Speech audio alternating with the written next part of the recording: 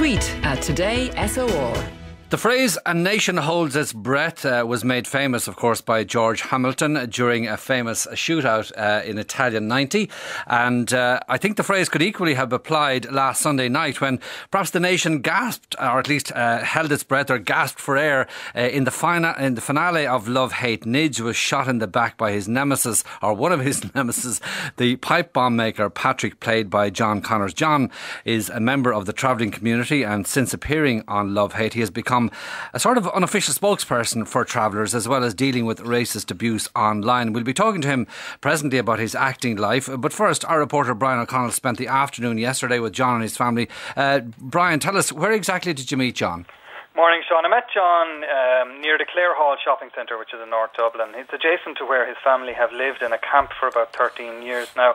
There's a lot of issues at the site, which he and his family chatted to me about, Sean. I got to meet John's uncles, his grandparents, and I got a little insight, I guess, into his family life. It's a very traditional camp, Sean. Indeed, there isn't any electricity on the camp. There are no bathrooms. There are porta cabins. Many of the families live in these long, elongated porta cabins. Some of them have small caravans. And it's not a halting site, they tell me. It's a camp, and they're very clear about that, in a very traditional style. There's some barrel-top wagons which would have been used by travellers in years gone by.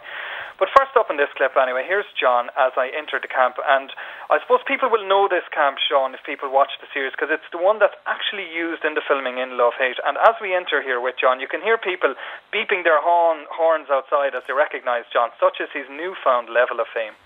We're at my family's camp. Oh, cheers, man. Thanks. We're at my family's camp here in Old Ballycamp, a camp that I lived in for a long time myself, that I'm moving back into, actually. My grandparents live here, aunts and uncles, cousins, and it's one of the last kind of campsites left. Well, it's interesting. Dublin. You call it a camp, not a halting site. Yeah, it's not a halting site, because a halting site is an official site built by the government with concrete all around you. This, obviously, you see there's greenery here, there's grass, you know. It's much different than a halting site. It's a campsite. And a couple of the old barrel-top wagons here on my left-hand side. Yeah, absolutely. Well, it's the way it would have been years ago when they just settled in a camp. Yeah, everything is still very loose. It's not permanent, you know. You can move it around. And we're coming up to the door of We're coming up to the door of my grandparents' trailer here, actually. And in you come. My mother has lived most of her life around here, yeah. No electricity? No electricity in this camp for the last 13, 14 years. Basically, it's third world conditions. Like, they go out, there's one tap between, between 30 people. What is it that makes you want to move back in here? I don't feel comfortable with the walls around me all the time. And it's a small little house. And out here it's different. You have a bit of open space, fresh air, greenery. You have a family all around you. I grew up in a campsite, basically, and every night the thing to do would be go to the fire and socialise at the fire, and you'd be begging your mother, can I stay longer, can I stay another hour? And she said, no, you have to get up for school. And this is the kind of culture that I grew up in and I loved. My generation would have been the last to grow up in an actual campsite. And Brian, you also met John's grandmother. That's right. The first caravan we knocked on, Sean, John's grandmother chatted to me a little bit about the family history, and I suppose she was talking as well about the kinds of attitudes that she says prevailed in the 1950s and the 1960s towards travellers. People didn't like them. They were afraid of travellers, always was. They used to call us jippos in the north. We were out in the north. And they would say to see coming, run, run, run, quick, there's the jippos. So that's the kind of thing you got. And you yourself, your parents, where did they come from? My father was from County Longford. My mother was a Clare woman. My father was a carpenter. He was a basket maker. He would make beautiful caravans, which you wouldn't see now. She's my grandmother, and her father were killed by the RUC up in the north. Then my grandfather there, who you just met, his father was killed by a Protestant landowner in 1942 in Athlone, and his head was blew off completely for trespassing on land and snaring rabbits in 1942. Yeah. And 13 years here without electricity. How do you manage? No, I don't mind. I don't mind.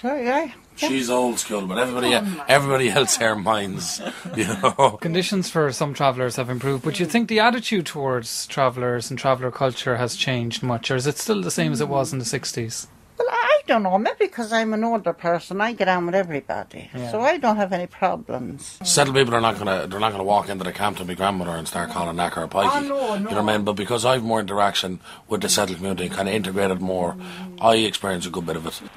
And that's something we'll talk more to John himself in a few minutes about, Brian. But you also went inside a mobile home that should be fairly familiar to viewers of Love Hate. Well, I suppose, as I said earlier, the site is the one used as the location for John's character and for the home of his character in Love Hate. And some of John's relatives actually appear in the series, Sean. Now, I popped my head into one mobile home well known to viewers of the series. Right, John, after bringing me into another trailer, I recognise the inside of this place. Yeah, this is my character Patrick's fictional home, and it's the real life home of my uncle and my aunt Sweepy and Sharon. How long are you living here? I'm here 6 years, and my husband is here, about 13 or 14 years. Family is here, so. What's it like living here? It's lovely. I wouldn't change it for the world. I lived in a house all my life, but I love living in a trailer. I love living like this. It's good. Well, tell us, what are the positives of it? The positives is you get to do what your culture is meant to do. It's better living in a trailer. I much prefer it here. It's tough when you have two small children, because I came home from hospital and every other person in the world can use sterilisers to sterilise their children's bottles and stuff, but we didn't have electricity or facilities to have them things, so I'd have to boil my bottles for my children in saucepans of hot water and stuff like that, like to deprive you of them little things like clean toilets for your children, to get up in the morning and have lights instead of being in the pitch dark in the winter time. So if you haven't had electricity, have you been able to watch this fella on Sunday nights? Oh, we would miss him. I'd rob a generator to watch him on a Sunday night, so I would. It was great for travellers to see another traveller playing a traveller like a traveller instead of proud. A settled person. No, I playing thought, a traveller. yeah, and I thought it was lovely to see positive things about travellers instead of negative things like all this fighting and crap that you see.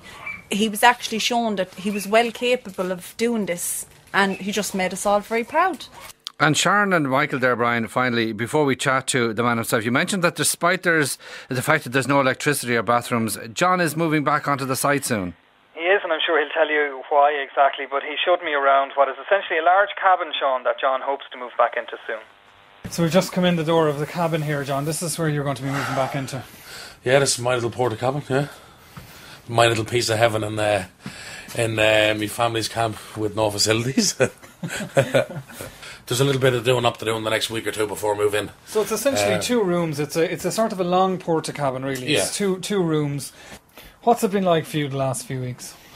It's been mad. It's been crazy. You know, people coming up to you, and a lot of people feel they know you, feel they know the character. They think you are the character, and it's been funny. It's been very, very funny, but sometimes when you get in a crowd atmosphere or you get hundreds of people around, it gets a bit intense and it gets a bit overwhelming. But, you know, it's been good. It's mostly positive anyway. So when are you moving back in? Well, I'm hoping to move back in next week if the lecture comes in, but we've been down that 2 years now, so. And what about keeping the paparazzi out?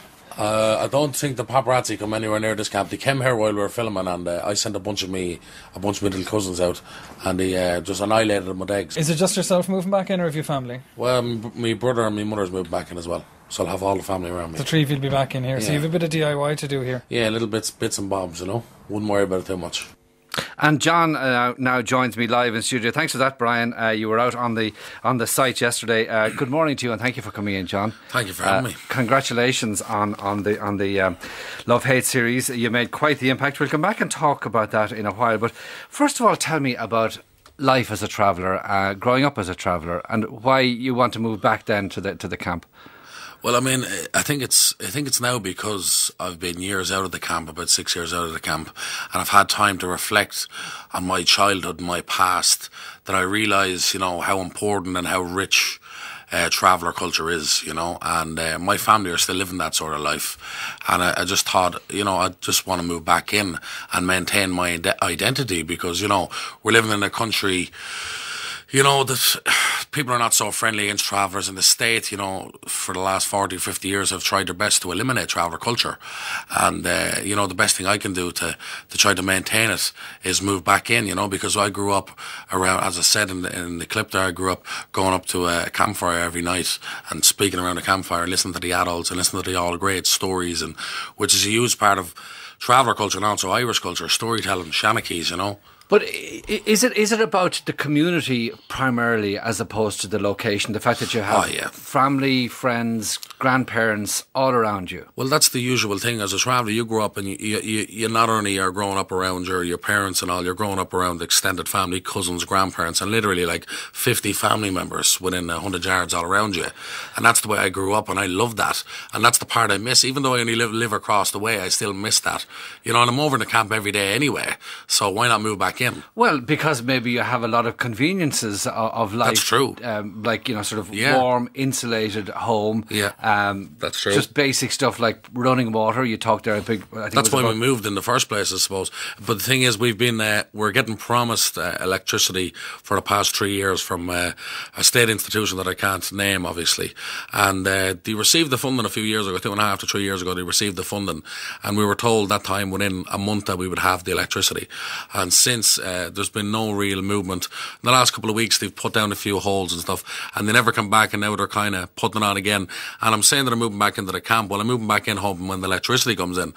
But I suppose I'm not going to hold my breath, you know. But it seems to be a usual sort of Irish thing, a corruption thing. Someone got an envelope or something, you know, and the money seems to be gone now, you know. But I'm hoping that's not true. I'm trying to have a bit of faith. But is it? I'm sure it's not. I mean, I'd imagine there are probably bureaucratic reasons. For instance, is it an official camp, or who owns the land? Do you own the land yourselves? Could there be a difficulty there with planning or something?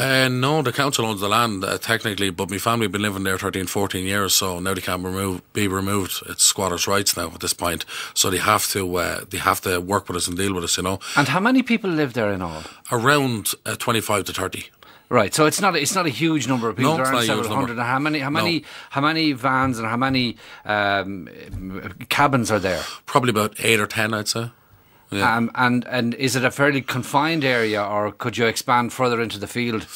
Oh no, I mean, I think it's the perfect size for the people that's living in it. You wouldn't need to. You can expand further into the back of the field. You wouldn't need to. Right, but if the council came along, John, and offered the whole lot of you, look, we actually have this right plan now. We want to put up houses. You can all move into 8 or 10 houses instead of these vans. You still wouldn't be buying. Yeah, I don't think my family would be very happy with that now. And my grandparents, particularly, you know, I think they're just happy with where they are. I don't see why the council would want to spend all that money if we're just happy with just getting electricity and basic, you know, water needs and bathrooms and stuff like that. It would cost them an awful lot less than building a group of houses, which I'm sure they're never going to get around to doing anyway. And would you be happy to pay for the water as well as the electricity? Well, no, I wouldn't be happy to pay for water. I think that's a basic human right. I definitely oppose the water charges, and I've been marching against them myself. And I think that's something that might be abolished soon anyway, because there's been an overwhelming response from the public, you know. But we'll pay for electricity, no problem with that. Right, and so it's just a question of a lifestyle that you grew up with, and you've given yourself a fair chance if you were there for 6 years in the house across the way. Yeah, I mean, I was living in the camp, say, about 7 years previous to that camp, and the other camps before that, the rest of me, just up the road, the other Bell Camp Lane. But the last 6 years living in the house, and I'm moving back in. But like, my family can't be moved now. It's 13 years now, and there's nothing they can do. So they have to do something for us, you know. They have to, like, as I said, it's third world conditions, and Ireland is a first world country. What about your own background and education? There was reference there made to, you know, getting up in the morning, how do you wash people, whatever, and you said, look, you have to get the kids out for school. Did you go to school from start to finish, or how did that work out? Yeah, I mean, like, I went to school up until around 15. No gaps in between, just up until I was about 15. And that's one of the negative sides to traveller culture, would be their attitude towards education. So when I was 15, I quit school simply because I had pressure from, say, friends my age or cousins my age who would slag you about being in school. And that was just a part of the culture, unfortunately. And I gave in to peer pressure, and I quit school because of that. And what did you do?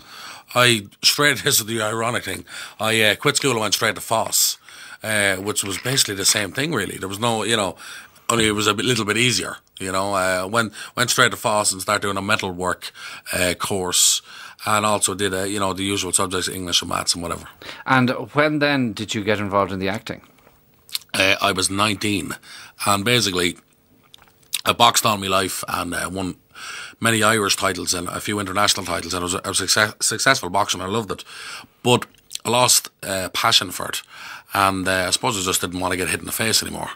And I quit boxing and found that I had no kind of prospects in life in this sort of new world where traveller ways of life in terms of earning money, doing stuff with your hands were kind of gone.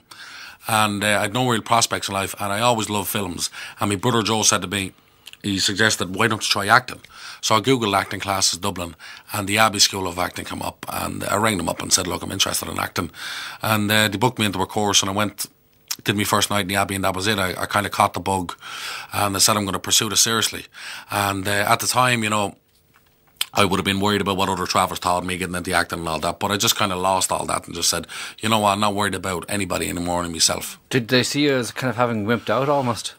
I mean, I'd get a little bit of slagging, I suppose, from mainly from men my own age who'd be married and have children, and I'm going to an acting class, you know what I mean? So a bit of slagging there. Well, look, let's remind us of, I think, a very famous moment which is going to be repeated. It'll be probably on YouTube as long as YouTube exists. From the first episode of this series, it sets up the feelings between the two men, the character you play, Patrick, and Nidge, played by Tom Vaughan Lawler, when you meet to try and sort out a particular difficulty. That the little fella was with you before? Random. He has the nits, does he? There's what? The nits. You know, the head lice. Best way to get rid of them, shave the head. Into the barber, get number one. Oh, you asked me, does my young fella have head lice? What? No. He's clean and looked after. He's no dirty head lice, and I don't like it. I was only asking. Saying, because my little fella... I'll rip your f***ing head off here and now, no matter your man over there. I'm sorry, I'm not saying that. I'm deaf now, am I? No, I'm not saying that. Didn't mean that, Patrick. You don't understand. Oh, I'm deaf and stupid now. Thick, am I? I apologise. I was saying, my fella has them yokes. That's all. My little fella, not yours. And I brought him to get his head shaved, okay? Look, Patrick, this is good for no one. That's 10 grand. And what's that for? Now, I don't have to do this. Because to be honest with you, Patrick, your lad's done this to me, and if one of my lads gonna lose a leg, so I don't have to do this. But that's for you. Paulie said, put me money where my mouth is, cash up front to pay the price. I don't want your money. Take it, Patrick. No. I want to square this. I don't want your money. Take it back with you and use it to buy yourself a headstone. One of the great memorable lines, I think, there from Love, Hate. And do you think is a headstone required after last Sunday night? Well, Tom Vaughan Lawler has come out and confirmed that he's dead, so yeah, I think a headstone is required, all right. Fair enough. And yeah, it's hard to see how there was any comeback. I mean, did you get a particular satisfaction out of the fact that you were the one, as opposed to Fran, that Patrick was the one who finished off Nidge, who got to him? I don't know. I don't know if it was satisfaction, but I think that the character was going, he was going too far, and I think that if he'd have lived, I think as a writer, I suppose Stewart would have been thinking about morally, the moral conscience, letting this fella get in the way and sort of glamorising it. And I think it was sort of poetic justice that Patrick was the fella who put the nail in the coffin, because he's probably the only gangster in it that had, that had the right justifications, really, Yeah, and he wasn't your first victim either. There was a particularly gruesome killing in one of those containers was it Paki? Yeah, that's right. Yeah. How did you prepare for that? Because again, I mean, I can't think of any actor who does anger quite like you've been able to do it in that series. And ferocity and menace. Well, I suppose you can't really play any emotion that you're not familiar with yourself, I suppose. But I mean, the scene was such a well-written scene. And I kind of, I just asked the questions of the scene and asked about the character's motivation, and I kept reminding myself of that. And the day it was shot, me and Thomas Collins, who plays Paki, was a great actor, we didn't speak to each other, and that kind of created a kind of an awkward atmosphere, which helps and adds to the scene and things like that, And you just try to get into the character's mindset, and I understood his actions. You know, I understood his actions, and I would, although you're trying to judge a character either way, whether you like him or you don't like him, I couldn't help but understand why he's killing this person. And if I were in the same position, I'd probably do the same myself, because he tried to take out his son, he tried to kill his son, put a bullet in his head. And you have to remember that Patrick had already lost a son and was still grieving his death. And for to almost lose his next and one and only son, you know, it's a huge thing. And having him there in front of his eyes, the opportunity to take his life, I can't see him. Patrick being involved in the sort of world he is as well, I couldn't see him not doing it. And a lot of people are saying, you know, I wish you didn't kill him. Well, I was glad he did, because I think he wouldn't have been staying true to the character, you know. And you mentioned a few moments ago, John, about being familiar with an emotion. I mean, how familiar would you be with the emotion of anger? Yeah, I'd be pretty familiar, I suppose. I boxed for years, and that helped me. I had kind of anger issues as a young fella, as a kid, I suppose. I would have been fighting a lot. I grew up in Old Belcamp Lane, and there would have been a lot of travellers, like a huge number of traveller families. So a lot of kids around my age. And then there would have been bullying. I would have been subjected to a bit of bullying myself. And I suppose I developed some anger issues from that. And boxing kind of dealt with them, you know. And then anger is the new kind of thing to deal with that. And have you ever wanted to really harm somebody, maybe as a result of the bullying? Yeah. Oh, yeah, definitely. Yeah, absolutely. I think that's just natural instincts that you can't hold back. Yeah, definitely. When I was younger, I would have, you know, when you were a kid, I would have probably, you know, ripped someone's head off if I could have. But thank God I didn't have the ability to do it. And what form did the bullying take in your case? No, just physical bullying from fellas who were older and stuff like that. Because I think the thing is with traveller culture is that when you're brought up without a father, your father is the person who kind of takes up for you, you know. So when you know you kind of haven't got a father, it's easier to be bullied and things like that, you know. And that's why I joined boxing. Right, and it's obviously a healthy it was brilliant. It was cathartic for me, you know, straight away from the first time I punched the bag. Now, you've used the phrase traveller culture a couple of times or several times. How ingrained is violence in traveller culture? I don't think it's ingrained at all, but I think things like bare knuckle fighting is something that's very popular in traveller culture, and it's definitely a part of the culture and traditions. You couldn't say it's not violent, though, could you? Well, I mean, or is it no more so than boxing. I think actually less than boxing and less harmful than professional boxing. I think professional boxing is constant head blows, because bare knuckle fighting isn't, because if you were to do constant head blows, you'd break your hands in a couple of seconds and the fight wouldn't last long. Professional boxing are supreme athletes who are really fit and have great skill and technical ability. Bare knuckle fighters don't. They're not as fit. They only last a couple of minutes usually. It's nowhere near as dangerous, and there's always two referees. And literally the only time that it's broken out more than a bare knuckle fight has been the case of 2 or 3 families that are very well known, and sometimes because of that people look at that in the media and they make out as if all traveller bare knuckle fights are like that. I'm one. There's other travellers out there who condemn bare knuckle fight, and I myself wouldn't condemn it. I think it's a great way to settle an argument and do it a fair way, and 99% of the time the travellers who fight walk away and you have a few pints together. That's the tradition. Have you ever been in a bare knuckle fight yourself? Yeah, I have. I've been in a few, yeah. And all of my fights I have straight away settled with the other fella, and I'm talking to everybody who I fought in bare knuckle fight, and I speak to them when I see them and drank with some of them and still friends with them. Were they fights about something? Yeah. About something, something that occurred, you know, something, it could be anything, you know, like one of them was a misunderstanding at a wedding, and we took it outside, and it got a bit heated, and before we got to get into it, we were separated, and the next day he sent to fight me. I accepted, went out and fought, and that was it, and it was over, you know. And the refs in that situation, you said there's 2 refs. You get 2 neutral referees, so each of you get a neutral referee from a different family who would be a well-known sort of fighting man, as you would know, or a peaceful man, a man who would have respect in the community, and he makes sure you get fair play. We call it fair play, man. And you have nothing to worry about, and you only have to worry about the person in front of you, and you go out and have your fight. And well, you're still standing, but I'm still standing. All my faces together. There you go. You clearly felt that would have been part of your preparation emotionally for some of those scenes, maybe in Love Hate, the anger that you're able to generate. Well, I suppose, but anger can come from anything. Anger, well, put it this way, I felt a lot more angry being called a pikey or a knacker by settled people growing up, or when I was 12 years of age, I was in school and one of my teachers, Mrs. Azam, called me a smelly knacker. And I said, I'm going to tell my mother, and she said, no one's ever going to believe you, you're a kid. So I felt a lot more anger from things like that going through my life than, a simple fight, because you were able to get that out easy enough. Right, and what about the way the traveller community and the traveller culture has emerged from your prominence now in Love Hate? Are you happy enough with that? I am, definitely.